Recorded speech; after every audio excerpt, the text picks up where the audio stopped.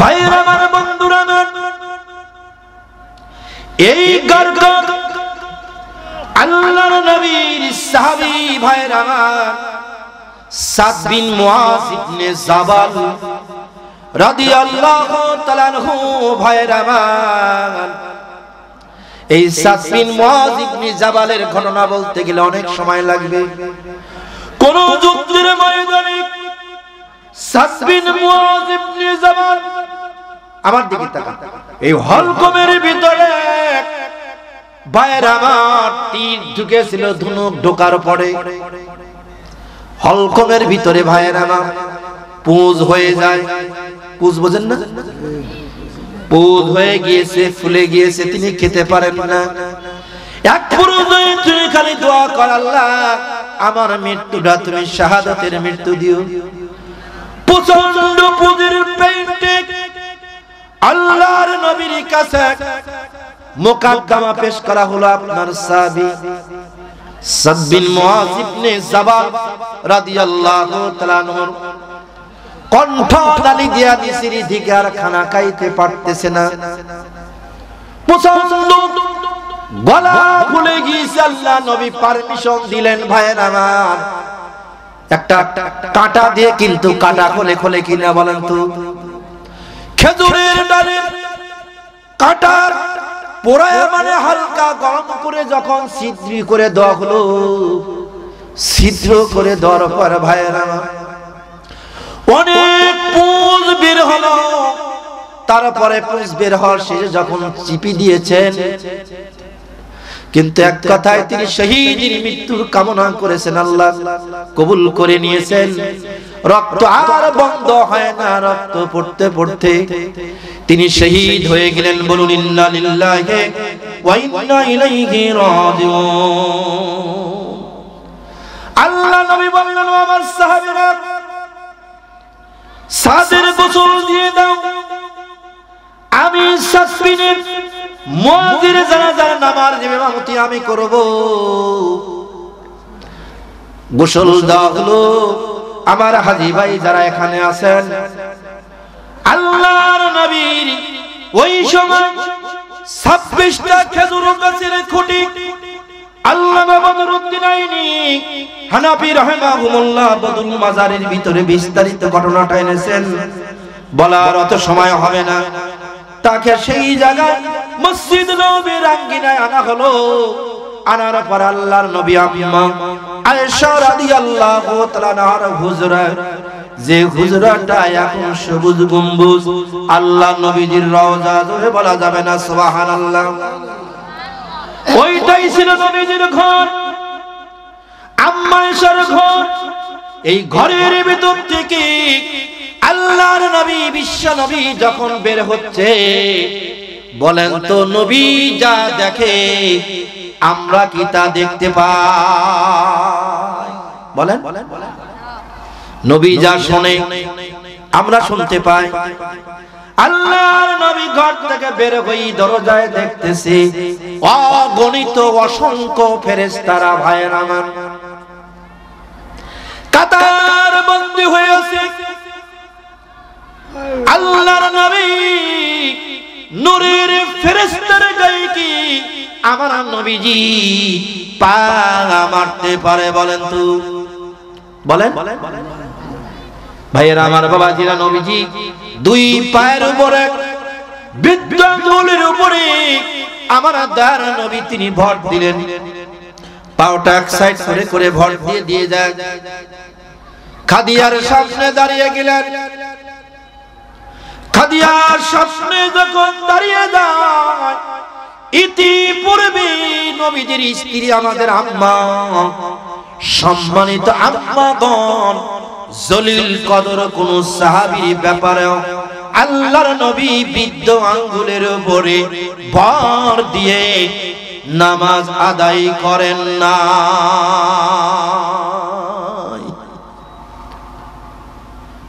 কথাটা ভালো করে বুঝবেন। নবীজি দাঁড়িয়ে গেলেন, সাহাবীরাও কাতারে বন্দী। চার তাকবীরে, কয় তাকবীর? আপনারা কয় তাকবীর পড়েন? ভ্যান্ডা বাড়ি আছে, আবার একটু বেশি তাকবীর পড়ে। 4 তাকবীরে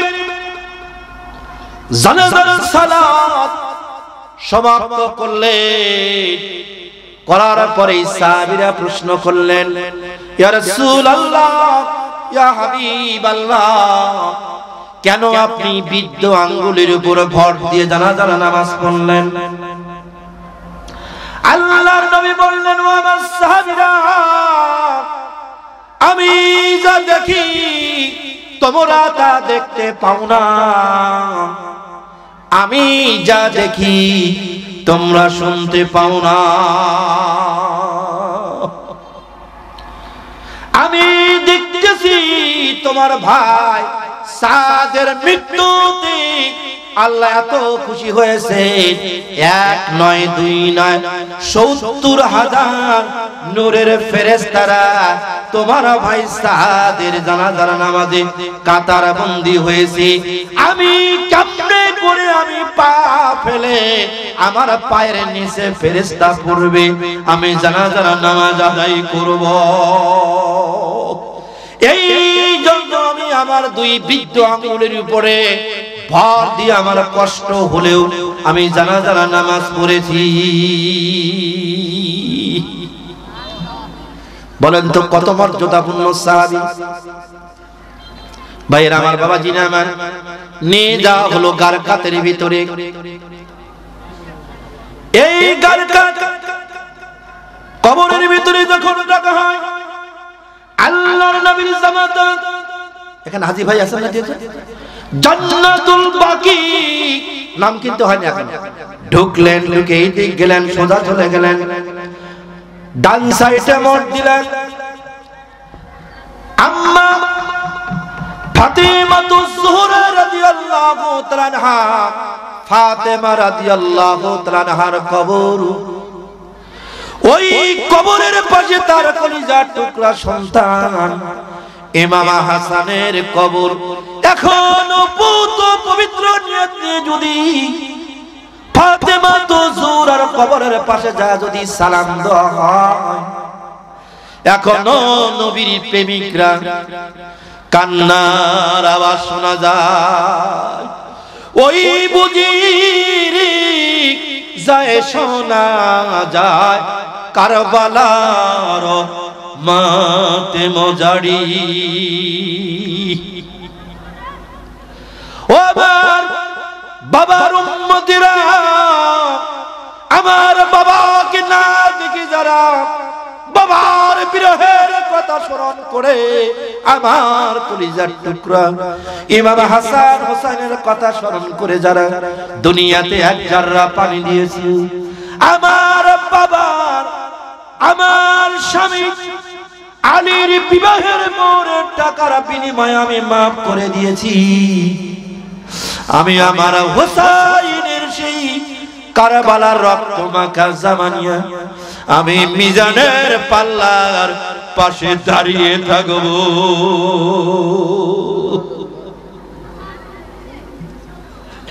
আমার বাবার সুবর্শিক বাবার কোন উম্মতিনের যদি আমার বাবার বিরহে, আমার ইমাম হাসান হোসেনের বিরহে যদি চোখের পানি দিয়ে দেয়, আমি আমার ইতিম বাবাকে বলবো, আমার সেই হোসেনের রক্ত মাখা জামা কোথায়, তুমি মিজানের পাল্লায় তুলে দাও।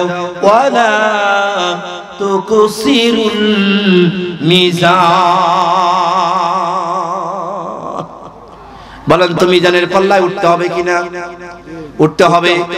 কারা কারা উঠবেন বলেন, হাত তোলেন তো। নারায়ে তাকবীর। আল কোরআনের আলো, আল হাদিসের আলো। 7 লোকের শাসন চাই, আল্লাহর আইন চাই। 7 লোকের শাসন চাই, আল্লাহর আইন চাই। আর মার্কার কথা পরেই বলতেছি, দাড়িপাল্লা না, এখানে উঠবেন কোথায়? কোন ওটা লাগবে, মনে রাখবেন। এই দাড়িপাল্লা দাড়ি পাল্লা আর নীতি পাল্লা দুইটি জিনিস কি এক বলেন তো? বলেন। যারা ধান মাপে লাপে লাপ ধান মাপে না, ওনা 1 কেজি বেশি আপা যদি বেশি হয়ে যায় কম বসা অসুবিধা হয়? 1 কেজি বেশি হয়ে যায় ঝুলি আবার হাফ কেজি কমও দেয়, বেশি দেয় না কমই বেশি দেয়। বাংলাদেশের মানুষটা কমই বেশি দেয়, কিন্তু সোনা বাপে সেটা কি বলা হয়? নীতি পাল্লা। আল্লাহ ওই সময় পাল্লা মানদণ্ডে উঠতে হবে। কিন্তু দুনিয়ার যদি লাফে লাফ করে জোরে করে একটা মারেন, কথা বুঝছেন? জোরে বুঝছেন? তাহলে পাল্লাটা একটু ভারী হবে, ভারী হবে না কি কন? এই পাল্লা যদি ঠাসি দেয়, দুনিয়ার কোন মানুষ ওই সময় সাক্ষী দিতে পারবে না, ওই পাল্লা সাক্ষী দিতে পারবে কিনা? এই কথা বলে। আমি কি আপনাদের পীরগঞ্জে ভোটে দাঁড়াবো? কিন্তু কিয়ামতের ময়দানে তো উঠতে হবে, এই জন্য দুই একটা কথা বলতে হবে। 15 বছর 16 বছর আমরা বলতে পারিনি, পারছি? মুখের থেকে মাইক করে নিছে। এখন কোথায় আপনাদের ভাবি? কোথায়? বাইরে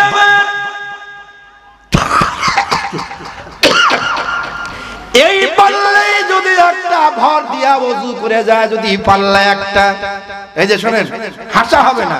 আজকে মানুষ কম, কালকে রাত সেদিনকে যেখানে আছে না আমার আজকে 18 নাম্বার প্রোগ্রামে পীরগঞ্জে আরো 4টি আছে আশেপাশে। তার মতিন ভাই তো একবারে আপনাদের সকলের পরিচিত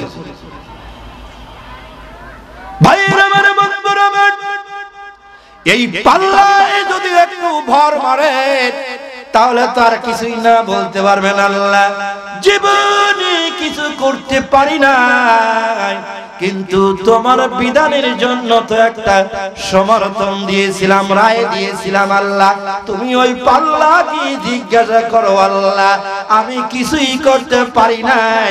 মানুষে বলে হবে না, হোক আর না হোক, কিন্তু আমি তোমার কোরআনের পক্ষে সমর্থন দিয়েছিলাম। সমর্থন মানে কি বলতো আপনারা?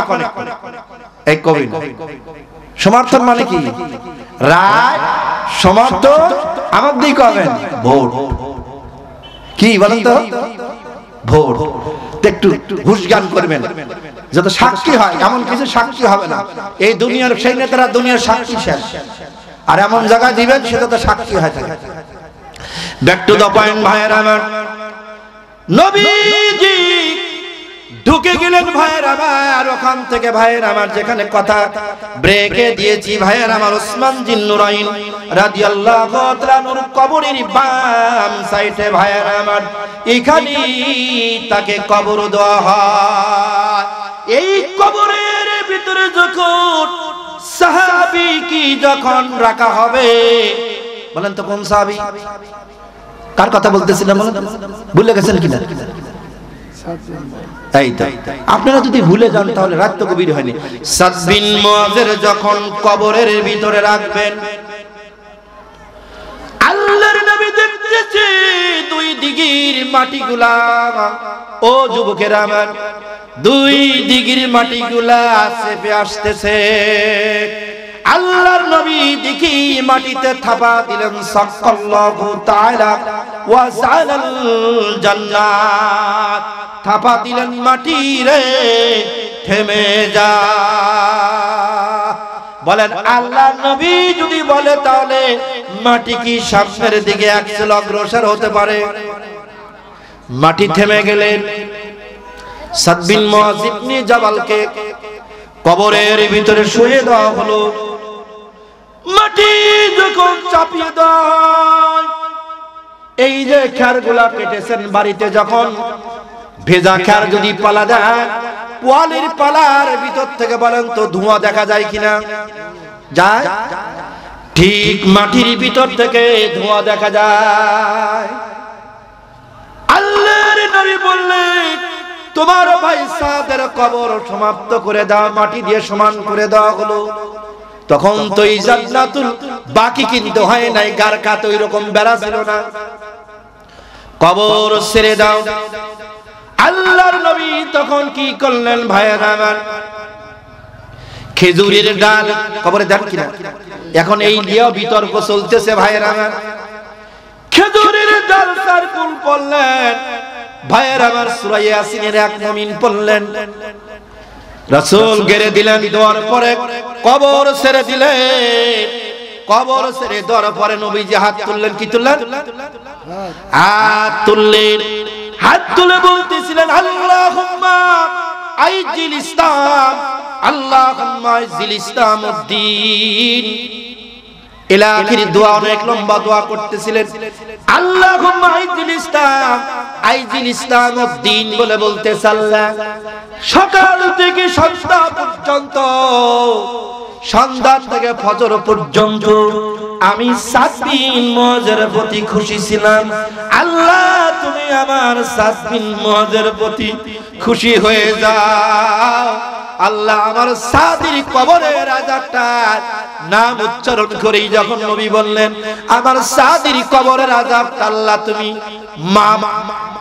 শব্দ বলতে বলতে আল্লাহ জিবরিলকে বললেন, জিবরিল আর দেরি করিস না, আমার বন্ধুকে জানিয়ে দে এই কবরস্থানে ইতিপূর্বে আমার খাদিজাতুল কুবরা থেকে শুরু করি পর্যন্ত আল্লাহর নবী কোনদিন পর্যন্ত কবরস্থানে হাত তুলে দোয়া চায় নাই। আমি এই হাত তোলাটা এত পছন্দ করলাম, আজকে থেকে শুরু করে শুধু 7 বিন মুআজিনা কিয়ামত পর্যন্ত, অর্থাৎ ইসরাফিলের বাঁশি বাজা পর্যন্ত এই কবরস্থানে যাদের কবর দেওয়া হবে, এই সমস্ত কবরের আযাবগুলা আমি আল্লাহ মাফ করে দিলাম। কিয়ামত পর্যন্ত শুধু এই মাফি নয়, আজকের থেকে এই কবরস্থানের নাম গারকাত নয়, আমি রাসূল ঘোষণা করে দিলাম জান্নাতুল বাকি। জোরে বলেন না সুবহানাল্লাহ। এখন তো দোয়াই তুলি দিতে। আচ্ছা দেখ, যারা দেখ এখন আর পাগল লেখার খেপা দেন না, তাহলে আবার অন্য জায়গা লেগে যায়। কে দোয়ার লাগে আপনাদের ভেন্ডাবাড়ি বাহাস করতে আসিনি, গরুহাটি করিনি। আমি সেই আব্দুল মতিন নিজামী এই ভেন্ডাবাড়ি আসছিলাম না, এখানে এখন আজকে ওয়াজ করি আগে, তারপরে আমার লড়া দিয়ে না, তাহলে আবার অন্য জায়গায় যাবে। এই যে আমার ছোট ভাই একটা সাহাবীর দৃষ্টান্ত বলতেছিল, ওই ফাঁকের থেকে আমি এই দৃষ্টান্ত আনছি। এখন আমি তাফসিরে ঢুকি নাই ভাইয়ের আমার। আল্লাহর নবী হাত তুলে দোয়া করলেন, এই দোয়ার জন্য ইজা সালতা ফাসালু যিকরিল্লাহ ওয়া ইজা ইসতামতা ফাস্তাইন বিল্লাহ, রাহুল বুখারী। আল্লাহ নবী বলেছেন, দুনিয়ার কোন একজন ভিক্ষুক যায় এক দোকানে যায়, এক দোকান ফিরিয়ে দেয় আর এক দোকানে যায়, এক বাড়িতে যায় ভিক্ষা পায়, কিন্তু কয় হাত পেতে বলেন তো ভিক্ষা চায়? কয় হাত পেতে? এক হাত পেতে। কিন্তু আল্লাহর কাছে আল্লাহ সবচাইতে বেশি পছন্দ করেন বান্দা যখন দুনিয়ার কোন মানুষের কাছে সাহায্য চায় না, আল্লাহর কাছে যখন হাত তুলে দোয়া করে, আমার আল্লাহ বলে ওই হাতটা ফেরত দিতে আমার কষ্ট হয়। দাম্মাতুল আসিক তুতফিউ কাদাবি রাব্বিল আসফি। হাত তুলে যখন বান্দারা কবরের পাশে যায়, এখান থেকে হবে দোয়া, কিন্তু কবরের পাশে দাঁড়াইলে বলেন তো মনের সিস্টেমটা আপনি নিজেই বলেন তো, আপনার মনের হালাতটা পরিবর্তন হয় কিনা? আপনার তখন মনে হবে, হায় রে এই শীতের কনকনে দিনে বাবা রেখে যাওয়া সম্পদ, বাড়ি গাড়ি যা সব দিয়ে গেল, বাবার 3 খান কাপড় ছাড়া একটু জিনিস আমি দিতে পারলাম না। বাবার যে 3টা কাপড় দিলাম, সেই কাপড়ের কোনো পকেটওয়ালা কাপড় দিতে পারলাম না।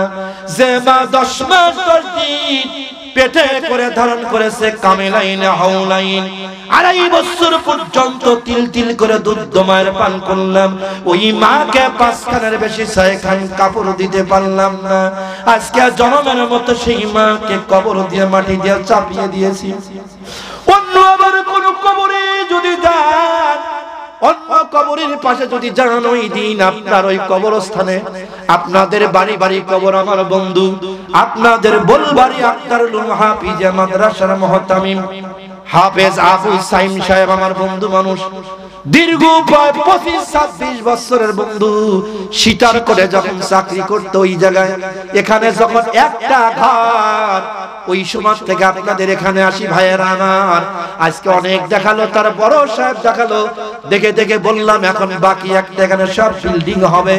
কিন্তু এমন একদিন আসছি বসার জায়গা সেখানে ছিল না ভাইয়েরা আমার। আজকে পরিকল্পনা দিলাম এখানে একটা এখন কবরস্থানের জায়গা করা, যে এলাকার মানুষ গরিব দুঃখী মানুষ যারা কবর দিতে পারবে না, এই কবরেও তাদের কবর দিবেন, এই প্রত্যাশা কামনা করলাম। বলেন মতিন ভাই, তার ছেলেও স্বীকৃতি দিল, চাচা মিয়া ভালো প্রস্তাব দিয়েছেন, আমরা দ্রুত গতিতে একটা জায়গা কিনা কবরস্থান বানাবো।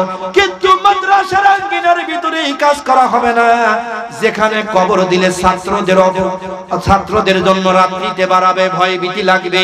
কিন্তু একটা সাইটে কবরস্থানের জন্য প্রস্তাব দিয়েছি। বলেন যেটা খারাপ প্রস্তাব কিনা?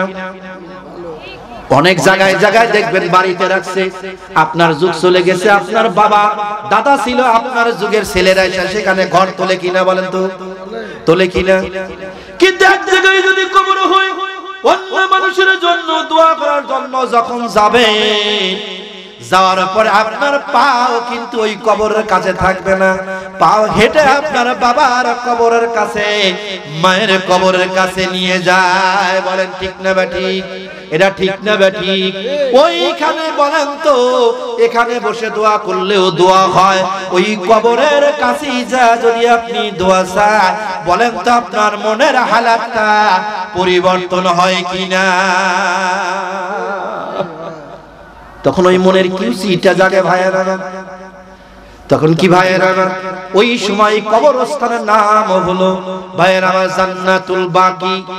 আর এখানে নয়টাই রাখলাম, পরবর্তী আমার সামনের দিকে চলে যায় ভাইয়েরা আমার একটা টপিক।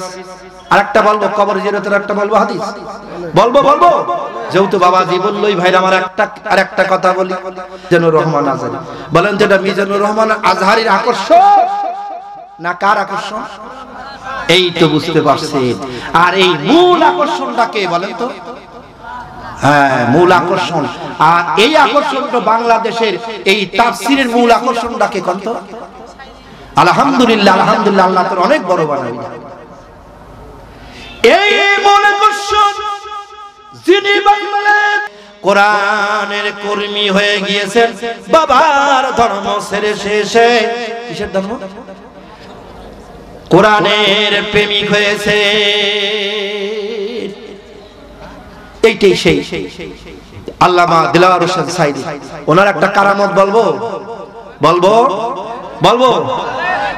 জীবন বলা তো কারামত বললাম। কারামত আউলিয়া হক ওয়ালিদের কারামত কি? সত্য। আর আল্লাহ নবী বলেছেন, ইজা রুসু যুকিরাল্লাহ, যার চেহারা দেখলে আল্লাহর কথা স্মরণ হয়, ওই ব্যক্তি তো আল্লাহর ওলি। আজ থেকে ভাইয়েরা আমার 25 বছর ব্যাগে যায়, এখনো যুবকদের মোবাইল ক্লিক করলে সেই ওয়াজটা বাজবে। তিনি বলেছিলেন, যারা মৌলবাদ বলে, মূলবাদ, রাজাকার, অমুক তমুক যাই বলুক, মূলবাদ যদি 12 কোটি মুসলমানরা যদি গাছের মূল ধরে ঝাঁকি দেয়, এই পাতায় যতগুলা হুতুম পেঁচা আছে, এই হুতুম পেঁচা গুলা ছিটকা কোথায় যাবে বলেন তো? এই দেখেন কি দিল্লির মামুন বাড়ি, আজ সেটা কয় বছর আগে? 25 বছর আগে।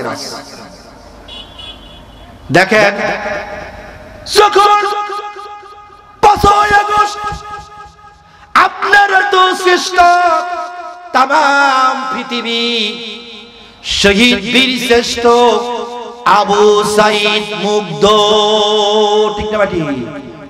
আমরা কথা বলতে পারছি, অনেকে আর এই কথা কবি কিসের লাগে, আমরা তো পারতেমই না, তাদের ওসিলায় হয়েছে, এমনি হয় না। খালি বালিশ নিয়ে যদি শুয়ে থাকা যায়, স্ত্রী সহবাসের দোয়া যদি 1000 বার করে পড়া হয়, বলেন বাচ্চা হবে? হবে? বিয়ে করে নাই কিন্তু হুজুর শিখে দিয়েছে যে স্ত্রী সহবাসের দোয়া পড়ো, বালিশ নিয়ে কোল বালিশ নিয়ে ঘুমায়, বাচ্চা হবে বলেন? হ্যাঁ, এই মাঠে নামছে 15 বছর কষ্ট করার পরে আপনাদের জোয়ান ছেলে জীবন দেওয়ার জন্যই তো তার উদ্বুদ্ধ হয়ে হাজার হাজার শহীদ হয়েছে, বলেন ঠিক কিনা? বন্ধুরা আমার ভাইরা আমার, 5 তারিখে ফ্যাসিস্ট যখন হেলিকপ্টারে করে যখন আগরতলা বিমানবন্দরে যায়, নট অ্যালাউ, আগরতলা এলাও করে নাই না, আমরা নেব না। চলে গেলেন মমতা দিদির কাছে, দমদম এয়ারপোর্টে এলাও হয় নাই, থুরু চলে গেলেন সেই মামুর বাড়ি। কথা কার? আল্লাহ জানে। আমার কোরআনের খাদাম, আমার কোরআনের পাখি যে কথা বলেছে, আজ যদি এই এয়ারপোর্টে নামতে হয় তাহলে আমার কোরআনের পাখির ভবিষ্যৎবাণীটা মিথ্যা হয়ে যাবে।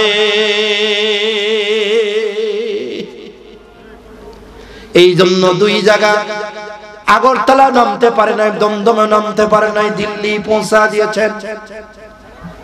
ভাইয়েরা আমার, বলেন তো এটা তার ভবিষ্যৎবাণী কারামত কিনা? আবার বলেছে আমার দিন আসবে, যেদিন এ দূরের গর্ত খুঁজে পালানোর জায়গা পাবে না। ঠিক না ভাই? হ্যাঁ, হয়েছে সেদিন, হয়েছে সেদিন কার্যকর হয়েছে। বলেন একটা কথা, মানকের নাম শুনুন নাই? শামসুদ্দিন মানকে টাকা পয়সা চালিয়ে গিয়েছিলেন বিচারপতি। ও আমার বাংলাদেশের বিচারপতিরা সাবধান হয়ে যাও, এই মানিকার দিকে তাকাও। শেষ পর্যন্ত কি করলেন ভাইয়ের আমার? উনি যা টাকা পয়সা তো পিটিয়া পিটিয়া কারিয়ে নিল, পরে আবার গেছে যা কব্বর করে না, ওই যে খালি করছে এটা কিন্তু উত্তর দিকে করে করে, বুঝছেন? যে মলিবার উত্তর দিকে মাটি দেয় না, কবর করছে এই দিক করে, উল্টো দিক করে, পূব পশ্চিম করে দিয়ে ওর ভিতর থুইছে। তো কলার পাতা দেখেন না, ইউটিউব সার্চ দাও, যদি মিথ্যা বলে তো জিভে কাটে দেয়। কলার পাতায় শুইছে, বড়র পাতার গরম জলে শুয়ে মুসুরির তলে, দেরে জনমের মতো শীষ গোসল করিয়া দে।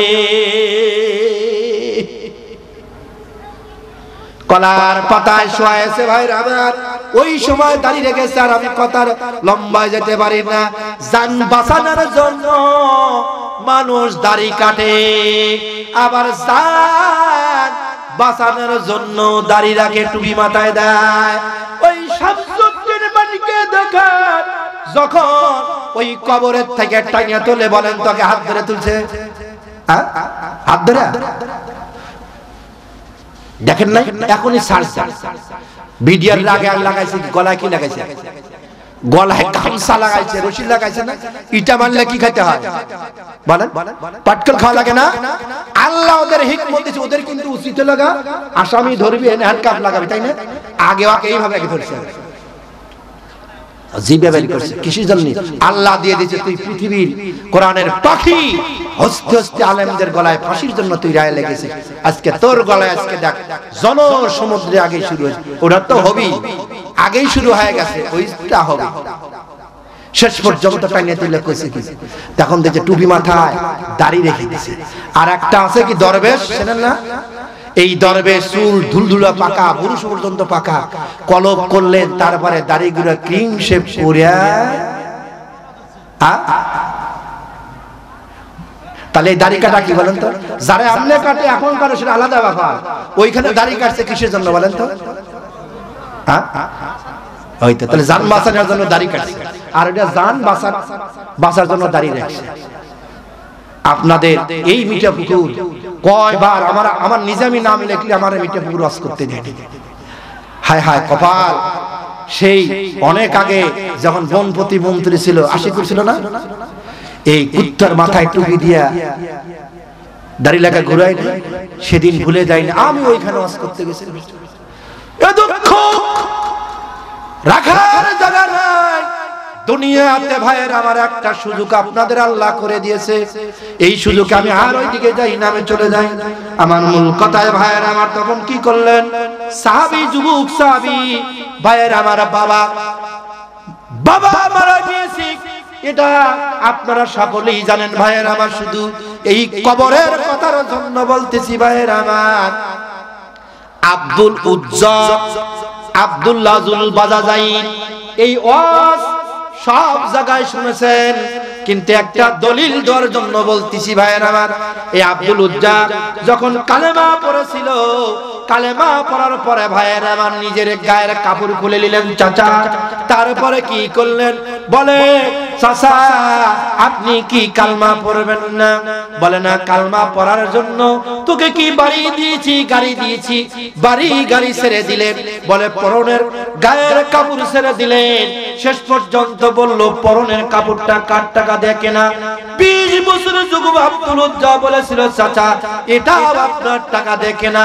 বলে আমার টাকা যদি এই পরনের কাপড় হয়, হয়তো আব্দুল্লাহর পুত্র নবী মুহাম্মাদের কালেমা সারবি, আর নয় পরনের কাপড়টাও আমাকে খুলে দিবি।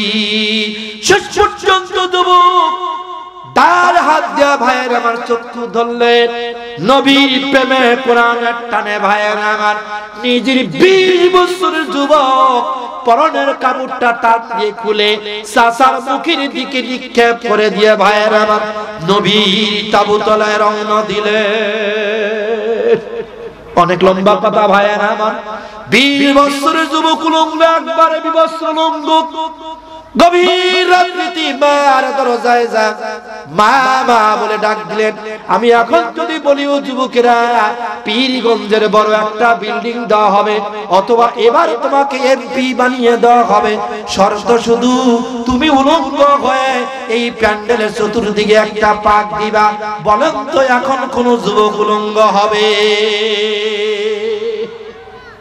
হবে বলেন? কিন্তু কোরআনের জন্য যুবক 20 বছরের যুবক উলঙ্গ হয়ে মার কাছে যা বললেন, মা মা মা মা বলে যখন ডাক দিলেন, মা ঘরের দরজা খুলে দেখে আহারে 20 বছর হাজার হলেও তো মা। 20 বছরের যুবক আব্দুল উজ্জার চেহারা দেখে ভাইয়ের আমার মা কি করলেন, 2 চক্ষু ঢেকে ফেললেন, ডেকে যা ঘরের ভিতরে প্রবেশ করলেন। বুখারীর হাদিস ভাইয়ের আবার একটা সেরা কম্বল ছিল মায়ের। মা ছেলের দিকে যাবে কেমনে করে, ঘরের আড়াল থেকে যুবকেরা চেঙ্গি দিলেন, বাবা হাত দিয়া কম্বলটা ধরলেন। ধরার পরে তিনি কম্বলটা টান দিলেন, 2 পাট্টি করে ছিঁড়ে 1 পাট্টি আগে আব্রু দিলেন, পড়লেন আর 1 পাট্টি গায়ে দিয়ে বলতেছে, মা কম ধনী ছিলাম না, চাচা গাড়ি বাড়ি টাকা পয়সা সব দিয়েছিল, তুমি কি কালমা পড়বে না? আল্লাহর নবী যে দাওয়াত, আল্লাহ তাবুদু ইল্লাল্লাহ, এক আল্লাহকে রব বলে মেনে নাও, আব্দুল্লাহর পুত্র নবী মুহাম্মদকে নবী রাসূল হিসাবে মেনে নাও। তখন বলতেছে মা, বলতেছে বেটা তুই কি তোর বাপ দাদার মুখে চুনকালি দিতে চাস? তখন বলল মা কালেমা পড়ল না, কিন্তু তিনি কি করলেন, মা কিন্তু পরনের কাপড়টা খুলে নিতে পারেন না। শেষ পর্যন্ত তিনি চলে গেলেন। ভাইয়ের আমার, বাবাজি আমার, নবীর তাবুতলায় গেলেন। অনেক এখানে কথার সামনে বলার দরকার প্রয়োজন নাই, অন্য যদি সময় হয়। ওই সাহাবী যেদিন দুনিয়া থেকে বিদায় নিলেন, আল্লাহর নবী তার কবরের ভিতরে নেমেছিলেন। নিজেই নবীজি কবরের ভিতরে নেমেছিলেন। আব্দুল উজ্জা আব্দুল্লাহ বাজাদারের কবরের ভিতরে কবরে উঠার পরে আল্লাহর নবী কিবলার দিকে আগের বার হাত তুলে দোয়া করেছিলেন, কিন্তু পরবর্তী আব্দুল উজ্জার বার সরাসরি কবরের দিকে হাত তুলে আমার নবীজি আল্লাহর কাছে দোয়া চেয়েছেন, বলেছে আল্লাহ আমার আব্দুল উজ্জার বাবাও নাই, আমার আব্দুল উজ্জার মাও নাই, বাবা হারাইলাম মা হারাইলাম, আল্লাহ এ পৃথিবীতে আমার সাইতে ইতিম আল্লাহ নাহি রে পৃথিবীতে, আমার বাবাও নাই আমার মাও নাই। আল্লাহ নবী ওইভাবে হামলা দোয়া করেছেন, আল্লাহ আমার বাবাও নাই মাবাও নাই, আব্দুল উজ্জার বাবাও নাই মাবাও নাই, আল্লাহ তুমি আমার আব্দুল উজ্জার জন্য সদয় হয়ে যাও। আল্লাহ রাব্বুল আলামিন নবী এখানেও দোয়া করেছেন। আমি ওইদিকে না, এখন আমার 2 নম্বর টপিক। ভাইরা আমার, বন্ধুরা আমার, আরেকজন সাহাবী মেরাজের বাদে সেই দিন কুমিতপুরে মেরাজের অর্ধেক ওয়াজ করেছিলাম আর বলেছিলাম এখানে করব বাকি ওয়াজ।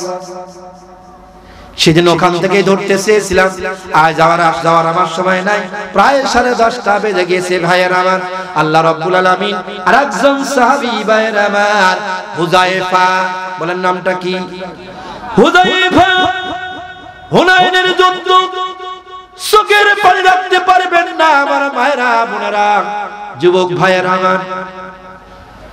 হুযায়ফার বয়স 20 বছর বয়স। হুযায়ফা 20 বছরের যুবক হুযায়ফা মদিনার সম্ভ্রান্ত পরিবারে হুযায়ফা রাদিয়াল্লাহু তাআলা আনহুর বিবাহ, কি বলেন তো, বিবাহ আল্লাহর নবী আসরের নামাজের সময় উসনে হান্নানা যে খেজুর গাছের খুঁটি ভাইয়েরা আমার, উসনে একটা হাদিসের তানজিলে আর একটা হাদিস সামনে এসে যায়। এই উসনে হান্নানার সঙ্গে নবীজি আমার পিঠ লাগায়া খুতবা দিচ্ছেন আসরের নামাজের সময়। ও আমার সাহাবীরা, আগামী কাল বাদ ফজর হুনাইনের ময়দানে যুদ্ধ হবে। ওই যুদ্ধে হুযায়ফা কোথায়? দাঁড়িয়ে যাও আমার সাহাবী হুযায়ফা। ডানে তাকালেন, বাম সাইডে তাকালেন, নবীজি সামনের দিন তো তাকাই আছেন, হুযায়ফা নাই। একজন সাহাবী দাঁড়িয়ে বললেন, ইয়া রাসূলুল্লাহ, ইয়া হাবিবাল্লাহ, মদিনা হুযায়ফার আজকে বিবাহের দিন, আন্নিকা নিসুফুল ঈমান,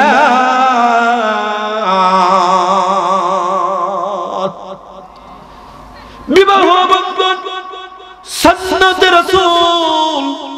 হুযায়ফার আজকে বিবাহের দিন। পরে আরো 2 জনের নাম আল্লাহ নবী ঘোষণা করলেন। বলেন তো একটা যুদ্ধের সেনাপতির দরকার কয়জন? আল্লাহ নবী ঘোষণা করলেন কয়জন? 3 জন। সেনাপতির নাম যখন ঘোষণা করেছে, আল্লাহ নবী চিঠি লিখলেন অনেক কথা ভাইয়েরা আমার।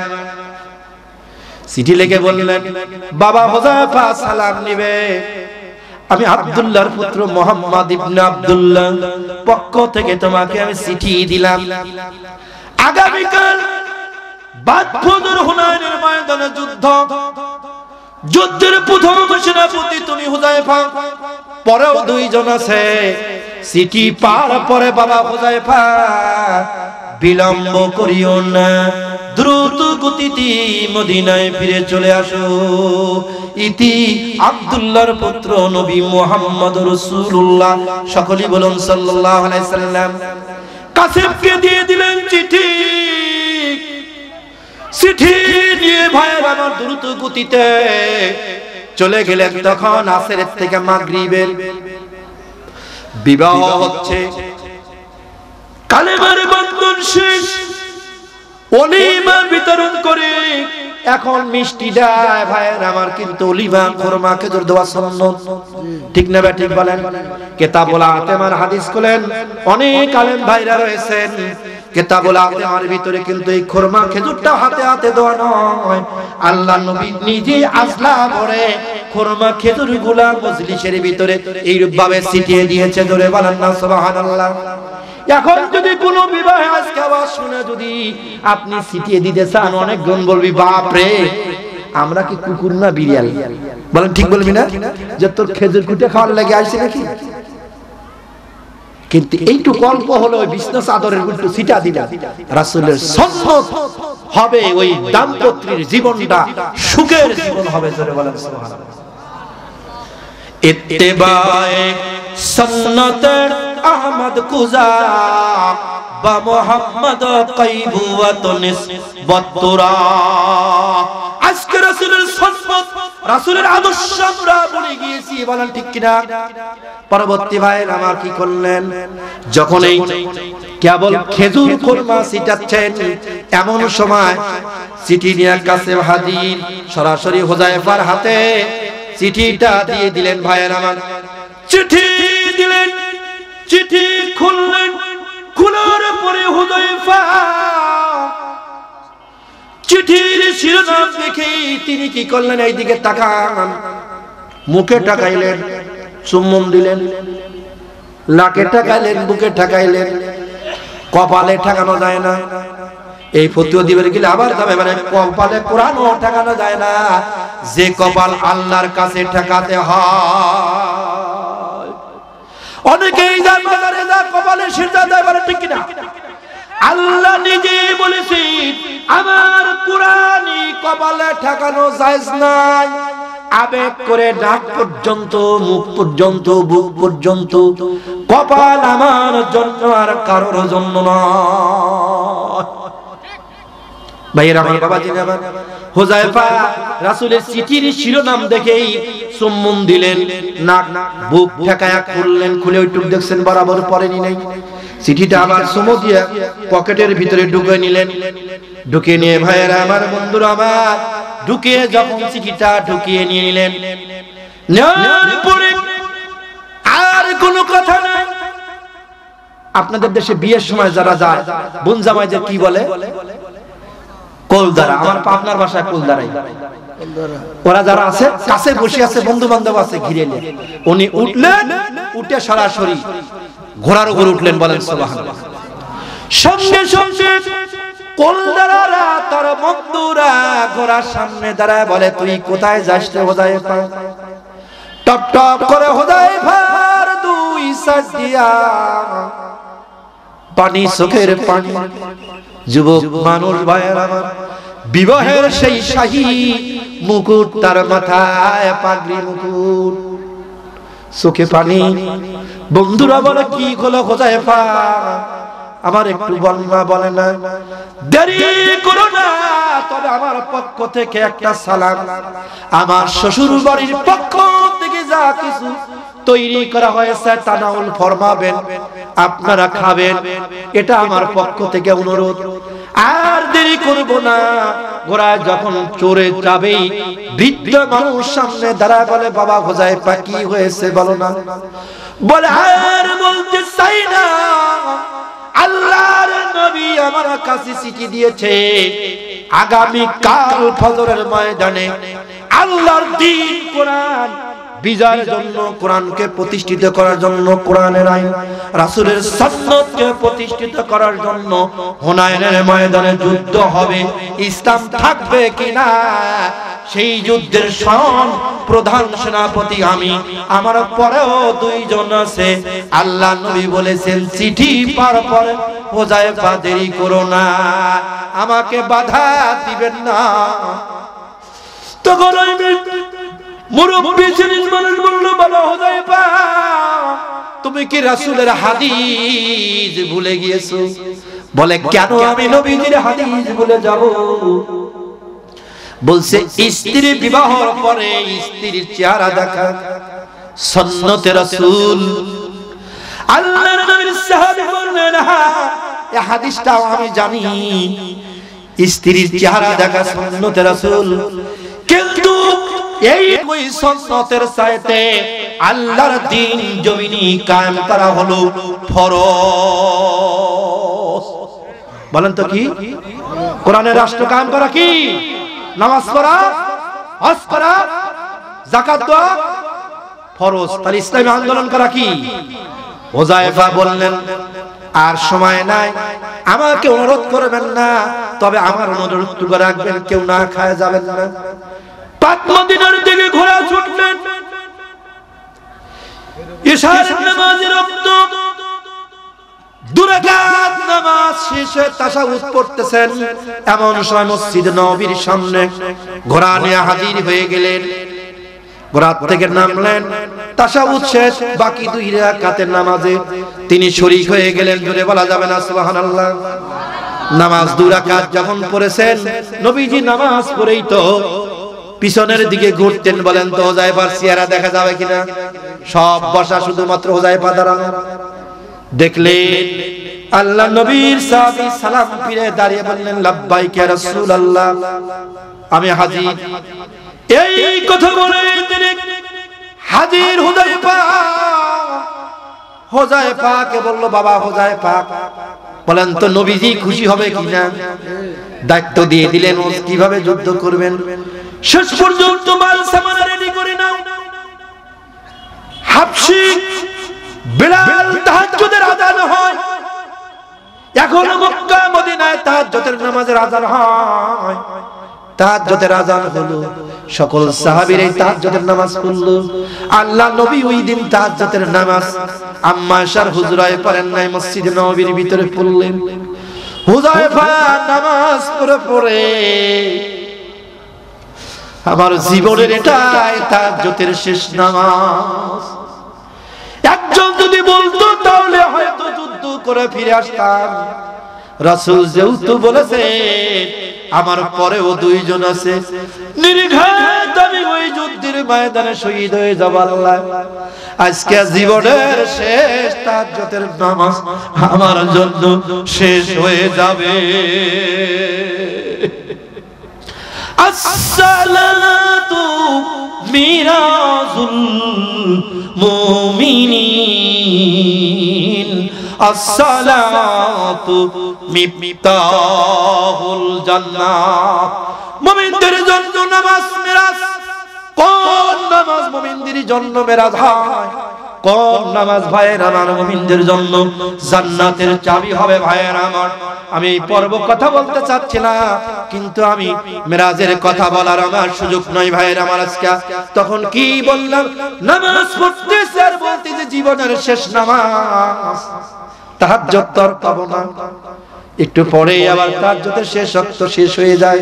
হাবশী বিলাল ফজরের আযান দিয়ে দিলেন, রাসূলের পিছনে সুন্নাত পড়লেন, ফরজ পড়তেছে আর বলে আর জীবনের ফরজ নামাজ আল্লাহ আমার আর হবে না, নবীর পিছনে হবে না, আমার জীবনে আর কোনদিন ফরজ ফজরের নামাজ আর পড়তে পারবো না, এটাই আমার জীবনের শেষ নামাজ।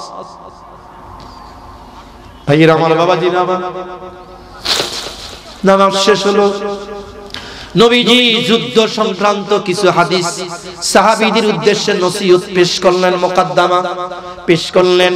এমন সময় হুযায়ফার স্ত্রী একটা চিঠি নিয়ে আসলেন। কাসেব সরাসরি যায় হুযায়ফার, বাবাজি হাতটা দেন, তারপরে হাতটা দেন এইদিকে, আমার দিকে সুন্নতটা হয়ে যায়, এইভাবে হাতে চিঠিটা দিলেন। চিঠি দূরপুরি আল্লাহ নবী বর্ণনা দিচ্ছেন যুদ্ধ সংক্রান্ত। দেখতে স্ত্রীর তরফ থেকে চিঠি, চিঠির শিরোনাম বললেন পানের স্বামী সালাম দিবে।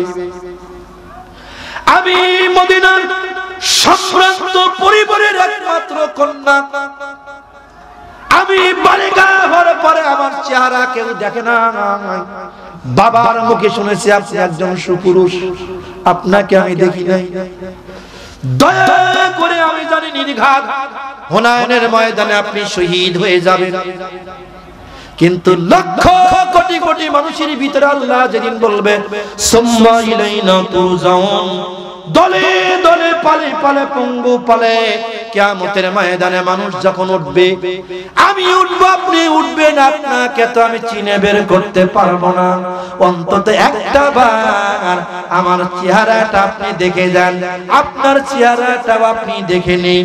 পরবর্তী চিঠি দুই কথাই বলে দিলেন, সালাম নিবে, আমার সময় না।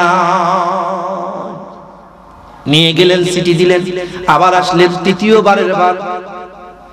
আল্লাহ নবী বলে, হুযায়ফা, বারবার কে তোমাকে চিঠি দিয়ে বিরক্ত করে রে হুযায়ফা? কে তোমারে বারবার চিঠি দিয়ে বিরক্ত করে? আল্লাহর নবীর সাহাবী তখন আর চোখের পানি রাখতে পারলেন না। বলি, ইয়া রাসূলুল্লাহ, ইয়া হাবিবাল্লাহ, আমার নববধূ বারবার চিঠি দেয়। বলে কি বলে? বলে আমার চেহারাটা আমি ইজাব কবুল হয়েছে, মিষ্টি খোরমা বিতরণের সময় চিঠি পেয়েছি, আপনার চিঠি পা দেরি করি নাই, আমার স্ত্রীর চেহারা দেখি নাই। বলেন তো আল্লাহ নবী খুশি হবে কিনা? বলেন তো খুশি হবে কিনা? বলে, বাবা তুমি কি এত মহব্বত তুমি আমারে করো? নবী বললেন, মানা হাব্বা সুন্নতি ফাকাদ হাব্বানি ওয়া মা নাহাব্বানি কানা মাই ফিল জান্নাত। যে ব্যক্তি আমার একটা সুন্নতকে ইত্তিবা করলো, কায়েম করলো, আমি রাসূল ওয়াদা দিলাম কাল কিয়ামতের ময়দানে হুযায়ফা এক জান্নাতের ভিতরে থাকবো। ভাইরা আমার, বাবাজি আমার, তখন নবীজি বললেন, হুযায়ফা কি বলে? বলে একটাবার চেহারা দেখতে চায়। আল্লাহ নবী বললেন, বাবা হুযায়ফা, তুমি যুদ্ধের পোশাক পরিধান হও, ঘোড়া নিয়ে যাও, কিন্তু বেশি দেরি করিও না। যুদ্ধের পোশাক পরলেন, যুদ্ধের হেলমেট পরলেন, বর্ষা তীর ধনুক তলোয়ার নিয়ে তিনি দৌড়িয়ে যাচ্ছেন ঘোড়া ছুটিয়ে। দূর থেকে ডাকতে বলে, হুযায়ফার স্ত্রী, আমি তো তোমার চিনি না, দরজা খুলে দাও, তোমার স্বামী হুযায়ফা এসেছে। হুযায়ফার স্ত্রী কোরআনুল কারীম পড়তেছিল। বলে, তেলাওয়াত বন্ধ করে দাও, আমি তোমার স্বামী হুযায়ফা এসেছি। দরজা খুলে দিলেন, ঘোড়ার উপর থেকেই আপন স্বামীকে হুযায়ফার স্ত্রী কদম মুসি করলেন। বলে, স্বামী নামে? বলে, নামার আমার সময় নাই। বলে, আপনার সঙ্গে প্রেম নিবেদন করব না, মিলামেশা করব না, একটুখানি সময় দেন, আমি কি করব? আমি একটুখানি আপনার চেহারাটা দেখবো, আপনি আমার চেহারাটা দেখে নেবেন। তখন হুযায়ফা বললেন, আল্লাহ নবী বলেছেন, আন-নিসাউ হিবালাতুশ শাইতিন। আল্লাহ নবী বলেছে, মহিলারা হলো শয়তানের বশী। শয়তান কি করতে না পারে? একজন হাজির তো নষ্ট করতে পারে, একজন আলেমের আলেমত্ব নষ্ট করতে পারে, একজন পীরের বীরত্ব নষ্ট করতে পারে, একজন নেতার সর্বনাশ করতে পারে। এর নাম হলো নারী। কি না করতে পারে? বলে, সম্ভব নয়, সম্ভব নয়, ওইটুক সময় নাই। বলে, আমাকে একটু সময় দেন, এক গ্লাস শরবত তৈরি করে দিন। এ ভাই, নিচে বসেন কেন? মৌলানা সাহেব বসেন, আসেন আসেন, না আসেন আসেন, না ঠিক না, বসেন আসেন। তখন কি ভাইয়ের আমার, হুযায়ফার স্ত্রী বলেছিলেন, এক গ্লাস শরবত তৈরি করে দিই। এই শরবত পান করার বলে আমার সময় নাই। তাহলে শেষে কি বললেন ভাইয়ের আমার? শরবত তৈরি করতে কয় মিনিট লাগে? বলে, সময়ও নাই। কি জন্য ডেকেছো? বলে, স্বামী গো, তাহলে আমি একটু দোয়া করব। বলেন, কি দোয়া? কি করব? আমি একটু দোয়া করব। আপনি হাত তুলবেন। কি তুলবেন? কি তুলবেন? আরে বুখারী খুলে দেখেন, যদি না পান আমার কাছে নিয়ে আসেন। হাত তুলবেন, আপনি একটু হাত তুলবেন, আমি দোয়া করব। দোয়ার ভিতরে শুধু একবার আমিন বলবেন। কয়বার? একবার আমিন। হুযায়ফার স্ত্রীও জানে যে জিহাদের পোশাক পরে যারা দোয়া করে, ওই দোয়া আল্লাহ কোনদিন ফেরত দেয় না। হুযায়ফা কত বড় জ্ঞানী, যারা আলেম আছে, বালাগাত পড়েছেন, অথবা বালাগাত কোরআন ফাসাদে বালাগাত। ভাইয়ের আমার, বালাগাতের ম্যান্টিগিরি পেঁয়াজ হোজাইফা একটু দিলেন, বললেন প্রয়োজন যদি হয় আমি আমিন বলবো, আর প্রয়োজন মনে না করলে আমি আমিন বলবো না। আল্লাহুম্মা আমিন। হাত তুলে বিভিন্ন কথা বলতেছেন, বলতে বলতে বলতেছে আল্লাহ তুমি এই নববধূর চেহারার দিকে তাকাও, হাতের মেহেন্দির দিকে তাকাও। নিখিল পৃথিবীর রব, সমস্ত মানুষের চোখ আমি ফাঁকি দিয়েছি, তোমার চোখ ফাঁকি দিতে পারি না। তুমি তো জানো আল্লাহ আমার চরিত্র সম্পর্কে, আমার চরিত্রের দোহাই দে বলে আল্লাহ আমি নববধূ, আমার হাত ফেরত দিও না। আমার স্বামীকে গাজী বানায়া যুদ্ধে জয়লাভ করে আমার স্বামীকে আমার কোলে ফিরিয়ে দিও। হোজাইফা হাত ছেড়ে দিলেন, হাত ছেড়ে দিলেন। ভাইয়ের আমার, হাতটা ছেড়ে দিলেন, একটা তাকবীর দেন, নারায়ে তাকবীর। সম্মানিত অতিথি বলুন জিন্দাবাদ, নারায়ে তাকবীর। ভাইয়ের আমার, বাবাজির আমার, হাত ছেড়ে দিলেন, শেষ করে দিচ্ছি। হাত ছেড়ে দিলেন, হাত ছেড়ে দেওয়ার পরে বলল পানেশ স্ত্রী রে, ওই আল্লাহর কসম বলি যে আল্লাহ আমার হায়াতের মালিক, যে আল্লাহ আমার মৌতের মালিক, ওই আল্লাহর কসম দে বলি রে, যদি আল্লাহ যদি আগে যদি আমি জানতাম তোর আমিন বলার জন্য আমাকে ডেকেছিস, আমি কখনো আসতাম না। আসা যাওয়া যেটুকু সময় লেগেছে ওই সময় আমি নূর আলা নূর নবীর চেহারাটা দেখতাম। লা তামাত্তুনা মুসলিমান রানি আও মুসলিমান রান, মুসলমান হালাতে যদি আমার নবীজির চেহারা আনোয়ারটা একটা বার দেখতে পারেন তাহলে জাহান্নামের আগুন আল্লাহ চিরদিনের জন্য হারাম করে দিবে। এই স্ত্রী আগে জানলে কোনদিন তোর আমিন বলার জন্য আসতাম না। অপেক্ষা কর, একটু পরে হুনাইনের ময়দান থেকে কত বিখ্যাত লাশ যদি ফিরে আসে, আল্লাহ নবীর কাছ থেকে অনুমতি যদি নবীজি দেয় তাহলে দেখে নিও, আর না হয় অপেক্ষা করো, দেখা হবে কিয়ামতের মাঠে। যে আল্লাহর জন্য জীবন দেওয়ার জন্য যাচ্ছি, কোরআন প্রতিষ্ঠা করার জন্য জীবন দেওয়ার জন্য আমি হোজাইফা যাই, ওই আল্লাহ স্বামী স্ত্রীর পরিচয়টা আল্লাহ কিয়ামতের ময়দানে করে দিবে। ভাইয়েরা আমার, হোজাইফা চলে গেলেন, অনেক কথা ভাইয়েরা আমার, চলে গেলেন হুনাইনের ময়দানে। হোজাইফা রাদিয়াল্লাহু তাআলা আনহু যুদ্ধ করতে করতে শাহাদাতের পিয়ালা পান করলেন। জোরে বলেন না সুবহানাল্লাহ। আয় ভাই মোহতামিম সিরাজ ভাই, তাড়াতাড়ি তুমি সামনে আসো। ভাইয়েরা আমার, বাবাজিরা আমার, এগুলো সব আমার বন্ধু মানুষ। ভাইয়েরা আমার, বাবাজিরা আমার, আল্লাহ রাব্বুল আলামিন আর সামনের দিকে আমার যাওয়ার সময় নয়, শেষ কথা। এইটা হচ্ছে মহিলা মাদ্রাসা। বলেন তো কি মাদ্রাসা? মহিলা মাদ্রাসা। ভাইয়ের আমার, মা জাতিদের মাদ্রাসা। এত বড় কা ভাইয়ের আমার, মা জাতিদের মাদ্রাসা। মাদ্রাসাটার নামও অনেক সুন্দর ভাইয়ের আমার, আম্মা খাদিজাতুল কুবরা রাদিয়াল্লাহু তাআলা নামের মাদ্রাসা। বলেন ঠিক কিনা? এই খাদিজাতুল কুবরা রাদিয়াল্লাহু তাআলা কে জানেন? জানেন? আল্লাহর নবী প্রথম স্ত্রী বড় আম্মা খাদিজাতুল কুবরা রাদিয়াল্লাহু তাআলার একটা কথা বলি ভাইয়েরা, আল্লাহ রাব্বুল আলামিন খাদিজা রাদিয়াল্লাহু তাআলার এত ধন সম্পদ দিয়েছিলেন, সমস্ত ধন সম্পদগুলা জাজিরাতুল আরবের ব্যবসায়ীরা ব্যবসা বন্ধ করে দিলেন। বলে কেন বন্ধ করলা? মজলিস খাওয়াইছিল ভাইয়ের আমার, এখন মানুষ মরে গেলে আর মজলিস খাওয়ায় না ভাইয়ের আমার, আমি ওয়াজ করবার গেলে আর সময় লেগে যাবে ভাইয়ের আমার। বড় মজলিস দিয়া এখানে একটা অনেক ঘটনা ঘটাইছে ভাইয়ের, এক কথায় সব টাকা পয়সা যা কিছু আছে ওই মজলিসে ঘোষণা করে দিলাম আমি আব্দুল্লাহর পুত্র নবী মুহাম্মদকে দান করলাম।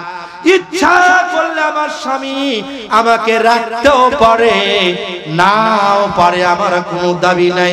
আমার সম্পদ দুই হাত দিয়ে সে খরচ করবে, আমার কোনো দ্বিধা নাই। ভাইয়েরা আমার দিয়ে দিলেন। ব্যাক টু দা পয়েন্ট, দানের ব্যাপারে খাদিজা ফার্স্ট।